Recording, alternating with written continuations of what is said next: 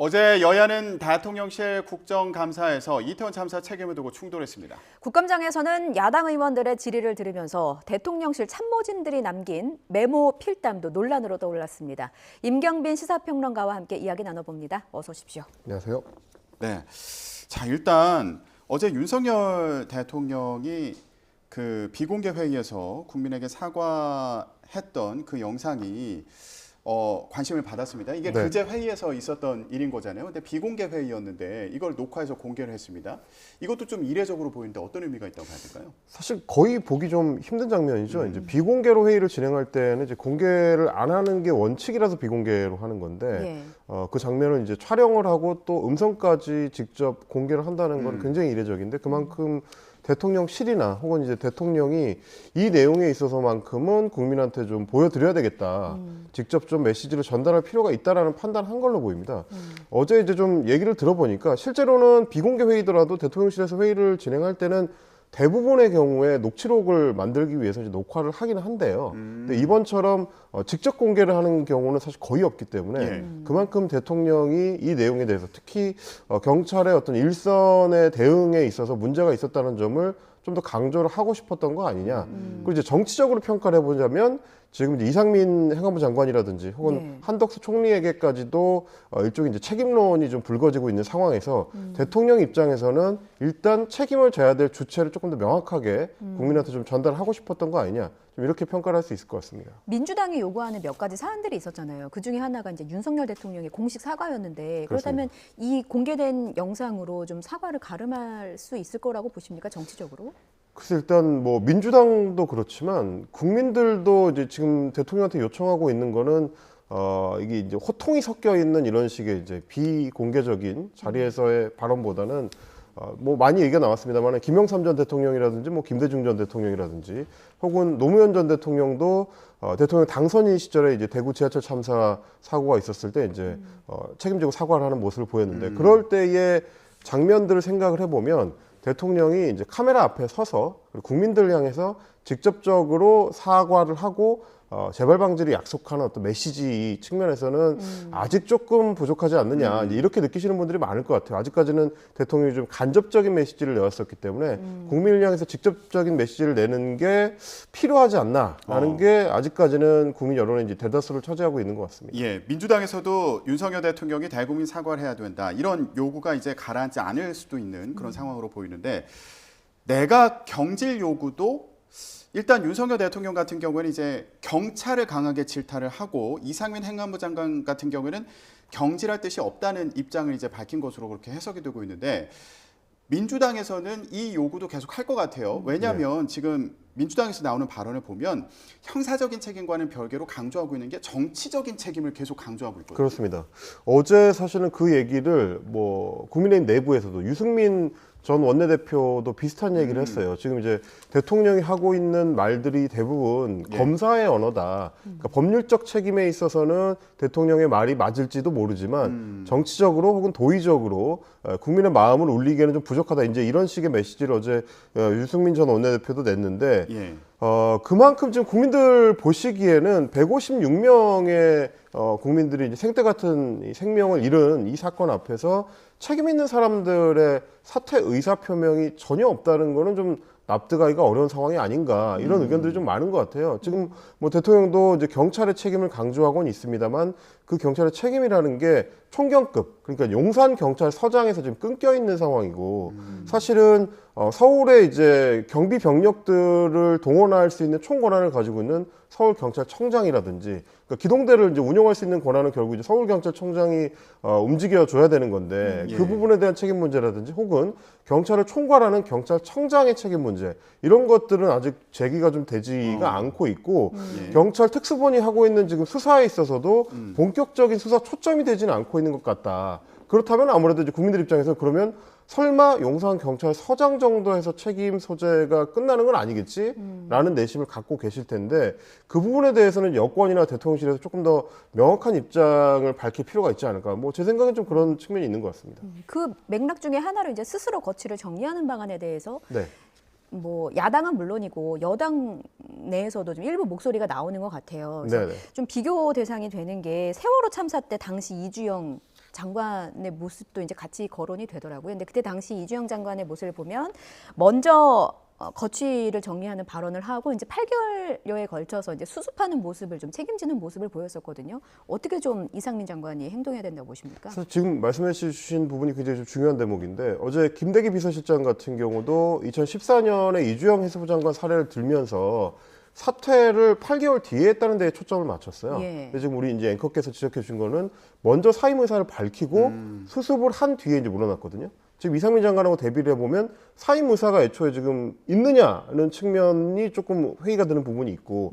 또 하나는 그 당시 상황하고 비교를 해보자면 그 당시에는 정홍원 당시 국무총리가 애초에 사의 표명을 했습니다. 예. 그러니까 총리가 사의 표명을 했기 때문에 예. 더 책임 있는 자리에 있는 사람이 사의 표명을 한 상황에서는 또 좀 다른 측면. 그러니까 그렇게 되면 이제 행안부 장관, 지금은 행안부 장관이 그 당시 해수부 장관은 실무 책임자가 되는 거라서 예. 책임 소재에 있어서는 좀 다른 측면이 있다라는 점을 말씀을 드리고 싶고 또 하나는 이주영 해수부 장관 같은 경우는 사고가 난 직후부터 참사가 일어난 직후부터 팽목항 현장에서 한 200여일 정도를 유가족들과 함께 했습니다. 그러니까 그런 어떤 진정성을 보여주는 측면에서 비교할 때는 행안부 장관 같은 이상민 장관 같은 경우는 참사가 일어나자마자 경찰력이나 뭐 소방력을 더 많이 투입했더라도 사고를 막기는 어려웠을 것이다. 이런 취지의 발언을 했다가 유가족이나 이제 국민들한테서 공분을 샀었던 그러니까 예. 순서상의 문제라든지 뭐 보여지는 진정성의 문제라든지 여기에서 좀 차이가 있는 거 이 부분은 좀 깊이 좀 고민할 필요가 있어 보입니다. 예. 자, 일단 이 외에도 박희영 용산구청장 같은 경우에도 이제 책임지는 모습을 보여야 되는 거 아니냐 이런 지적이 나오고 있는 상황인데요. 국민의힘에서는 윤리위에서 징계 절차를 개시할 것으로 보인다 이런 보도도 나오고 있는 상황이어서 네. 지켜봐야겠고 그리고 민주당 같은 경우는 이제 국정조사 요구서를 오늘 제출하겠다고 밝힌 상황이어서요. 네.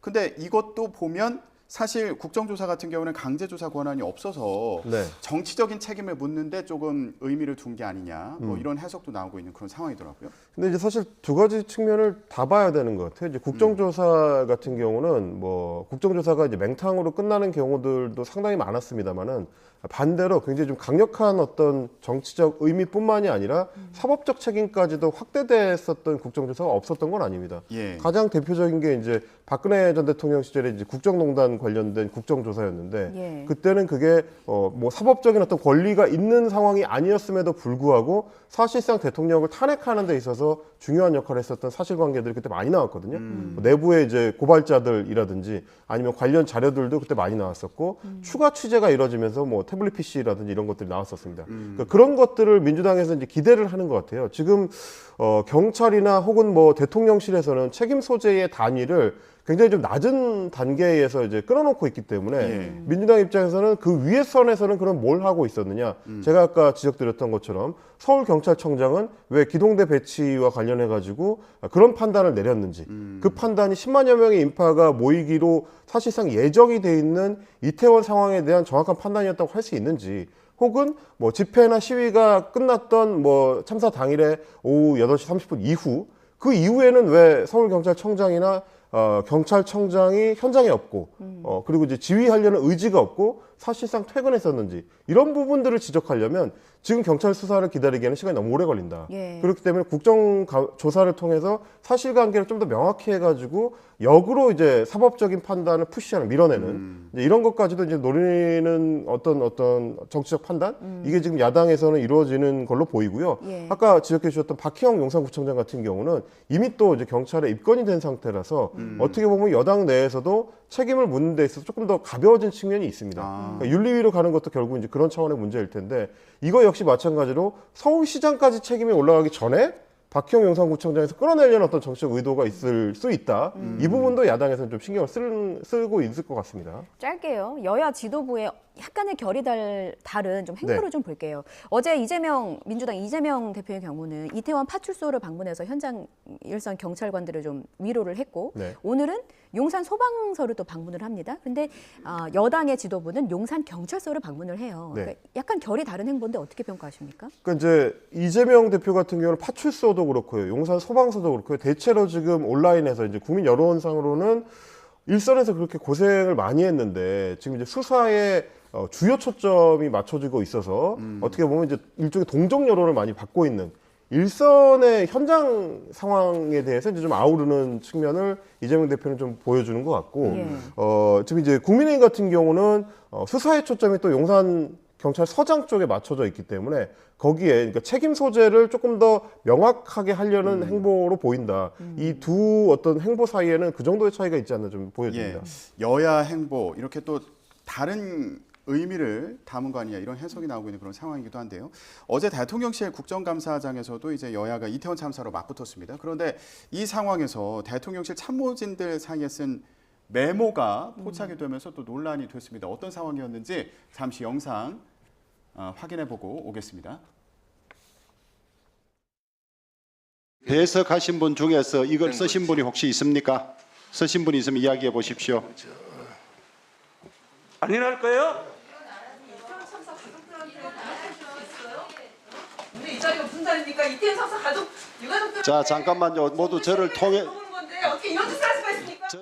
강승규 수석과 제가 다른 사안으로 이야기를 하다가 그 안에 적은 거를 혹시나 이렇게 국감에서 의원님 말씀하신 것처럼 비춰질까 봐 우려돼서 제가 지웠습니다. 강덕구 의원. 충분히 의원님들께서 그렇게 생각하실 수 있는 부분에 대해서 오해를 빚어지게 하는 점 진심으로 죄송하게 생각을 합니다. 그걸 잘 납득을 하겠습니까? 강성규 수석 이야기해 보세요. 필담으로 했다가 바로 지워버린 것인데 엄중한 국감장에서 오해를 불러일 건 진심으로 죄송스럽게 생각합니다. 어제 국정감사장에서 김은혜 홍보수석 그리고 강승규 시민사회수석이 주고받은 그 메모가 논란이 되는데 웃기고 있네라는 이 문구를 이제 썼다 지우는 장면이 언론에 포착이 되는데 지금 약간 학교에서 혼나는 학생들 같아 보이기도 했고요. 예, 저 상황 어떻게 봐야 될까요? 뭐 학교에서 혼나는 학생들 같다고 하셨는데 뒤에서 필담하다가 혼난 적 많이 있잖아요, 우리도. 학교에서 그렇죠. 많이 경험했던 건데 문제는 이제 내용인 것 같습니다. 이게 민주당의 이제 강두구 의원이 질의를 하는 와중이었어요. 주로 이제 대통령실의 참모들, 대통령 비서실장을 향해서 책임 소재와 관련된 문제들, 대응이 적절했는지 여부 이런 것들을 지금 질문하고 있는데 그 와중에 시민사회 수석의 메모지에다가 홍보수석이 웃기고 있네라고 썼기 때문에 그러면 누가 보더라도 이거는 지금 질의하고 있는 내용에 대해서 대통령실 참모들이 봤을 때는 웃기고 있네라고 받아들여질 수밖에 없는 그런 차원의 문제가 있거든요. 그러다 보니까 이제 그렇다고 대통령실 참모가 국회의원을 향해서 웃기고 있다라고 얘기했다는 거를 고백할 수는 없는 거니까 결국에 이제 사적인 필담이었다고 얘기를 하는 거예요. 그래서 좀 찾아봤는데 저도 강승규 시민사회 수석이 김은혜 수석보다 이제 굳이 따지자면 8살 연상이더라고요. 그래서 아무리 필담을 하더라도 강승규 수석을 향해서 웃기고 있네라고 할 수는 또 없을 것 같고 그러면 둘이 통하는 어떤 맥락에서의 내용이 있었을 거라 그러다 보니 이제 야당 의원들은 결국은 국회의원을 향해서 한 얘기다. 이거는 이제 국회 모독이다. 이렇게 얘기를 하는 거고요. 아마 민주당에서는 이제 고발까지 이루어지지 않을까 좀 이렇게 생각이 됩니다. 어제도 이제 굉장히 좀 강력하게 얘기를 했었고요. 그런 측면이고 일단 강승규 수석이나 김은혜 수석은 사적인 대화를 하는 상황이었다라고 지금 설명을 하고 있는데 이것도 사실 문제입니다. 이 해명이 맞는다고 하더라도 지금 상황이 어떤 상황입니까? 12구 참사 관련해서 국회 국감장에 나와서 이 내용들을 국민 앞에 이제 보여드리고 해명을 해야 되는 이제 상황인데 거기서 뒤에서 서로 사적인 필담을 나눈다는 것 자체가 국감장의 적절한 처신이냐. 그러니까 오죽했으면 이제 운영위원장인 주호영 국민의힘 원내대표 같은 경우도 퇴장을 명할 정도였으니까 이거는 뭐 사실 변명의 여지가 없는 잘못이다. 이제 이렇게 좀 보여집니다. 또 다른 논란을 또 하나 더 짚어보겠습니다. 풍산개 반환 논란인데 북한 김정은 국무위원장이 문재인 전 대통령에게 선물한 이 풍산개 반환이 이제 결정이 됐고 어제 그 운영위 국정감사장에서도 이 관련 얘기가 나왔거든요. 잠깐만 듣고 오겠습니다. 풍산개 문제와 관련해서도 답변 똑바로 하세요. 제가 문재인 대통령이 사료값이 아깝다고 반환하겠다고 하는 겁니까?